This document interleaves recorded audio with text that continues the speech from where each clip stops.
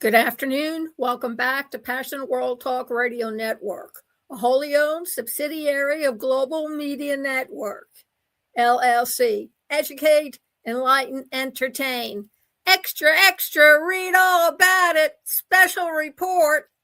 And what is the special report about today? Well, it's put out by NPR. And what do their headlines say? Venezuela, opposition in limbo as the world wonders who is in charge. Everyone knows that the current president of the United States invaded Venezuela this weekend. And yesterday, he made a public statement to the world that the United States would, quote, run Venezuela. And the interim president, Delcy Rodriguez, denounced the U.S. operation and rejected the idea of U.S. control. So what are we talking about? Well, our current president, unbeknownst to anybody, launched a military attack on Venezuela. He claims drugs, cartel, illegal selling in the United States, people addicted. And he made sure he captured the president and his wife and put them on a boat to New York City to be tried on drug charges. That is what the current president has stated publicly. He attacked the capital, Caracas. The president of Venezuela is Nicolás Maduro. On Saturday, again, he claimed that the United States was going to run Venezuela, saying we're going to run the country until we can do a safe, proper, and judicious transition. And then he indicated that Delcy Rodriguez, Mario's deputy, had been sworn in as Venezuela's interim president and would act as partner in letting the United States run the country. And he stated, she's essentially willing to do what we think is necessary to make her country great again. Venezuela's Supreme Court later confirmed it as they swore in Rodriguez as acting president. But Rodriguez, who was voted in as vice president in 2018, well, she made her own address on state television in which she undermined our current president's claims. Quote, there's only one president in this country, and his name is Nicolás Maduro, Rodriguez said, surrounded by other Venezuelan military leaders. We are determined to be free, she added. What is being done to my country is barbaric. Now, our current president said in his press conference that Rodriguez had a conversation with the U.S. Secretary of State, Marco Rubio, about what were the next steps for her country. In that conversation, our president claimed that Rodriguez said, quote, we'll do whatever you need, unquote. And he said, I think she was quite gracious. But with Rodriguez's response, undermined that statement. And she demanded the immediate release of Maduro and his wife, Cecilia Flores, and denounced the U.S. operation as a violation of the United Nations Charter. After Rodriguez contradicted our president, Secretary of State Rubio said he was withholding judgment.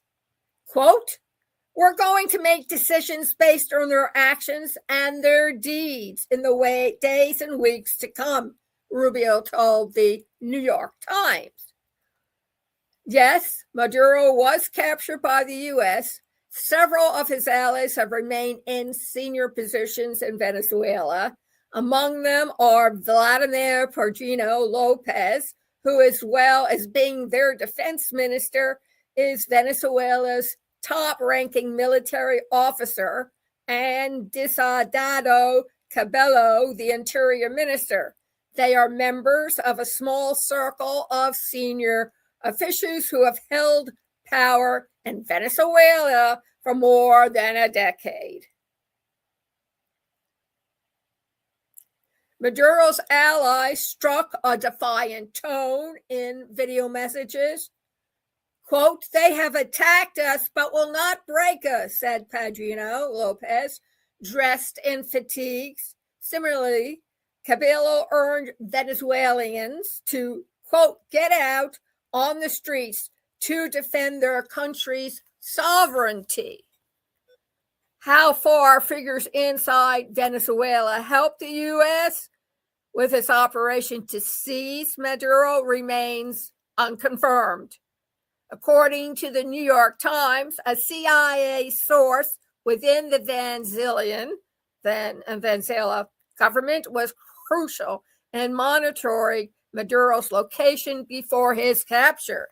And the CIA has reportedly had a group of officers on the ground in Venezuela since last August, as well as using a fleet of stealth drones. The U.S. government had offered a $50 million reward for information leading to the president of Venezuela capture. After the strike in Caracas, many around the world had assumed that Venezuela's opposition, who have long faced persecution, would have a role in running the government.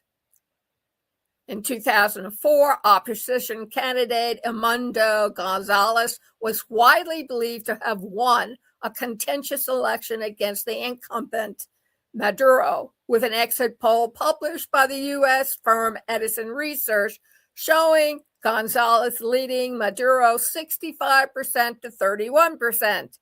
However, Maduro claimed victory and Gonzalez was forced to seek exile in Spain. Gonzalez ran in the 2024 election because Maria Corina Machado, the opposition leader, had been banned from being a candidate. Machado garnered international acclaim last year when she was awarded the Nobel Peace Prize. And soon after the U.S. operation, on Saturday, Machado called for Gonzalez to, quote, "immediately assume his constitutional mandate and be recognized as commander-in-chief," unquote.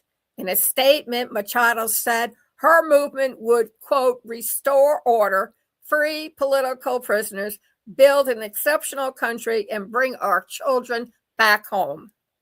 However, our current president poured cold water on the Venezuela opposition claims on power. He told reporters, "I think it would be very tough for her to be the leader. She doesn't have the support within or the respect within the country." Last month, Machado secretly left Venezuela, where she had been living in hiding, to receive her Nobel Prize at a ceremony in Norway. It is not clear whether she has since returned to her home country.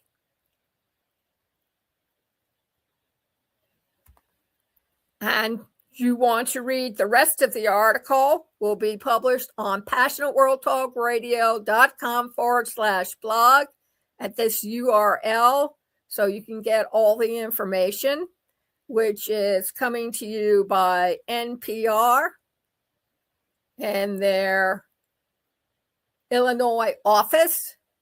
Venezuela opposition in limbo as the world wonders who is in charge. Other articles you can also look up is Political.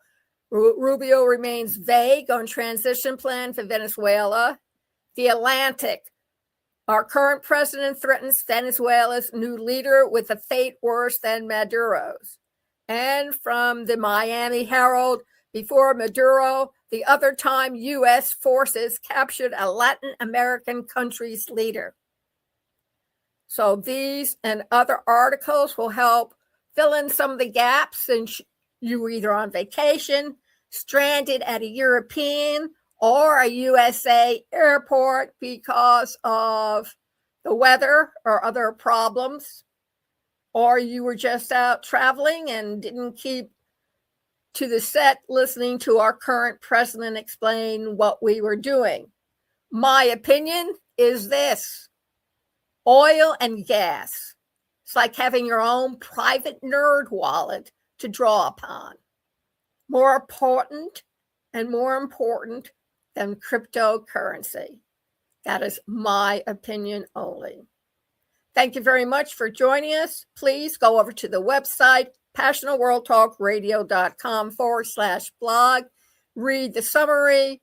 Check out the different URLs to get a full picture of what's going on, or better yet, who is in control of the country in South America, Venezuela. You have to pardon my pronunciation. My tongue and clef don't always mix too well together. If you have any opinions, thoughts, why you believe we're in there in the first place, make a comparison to previous world leaders from World War II, send it all to pwrnetworkllc@gmail.com. Thank you very much for listening, and enjoy the rest of the week.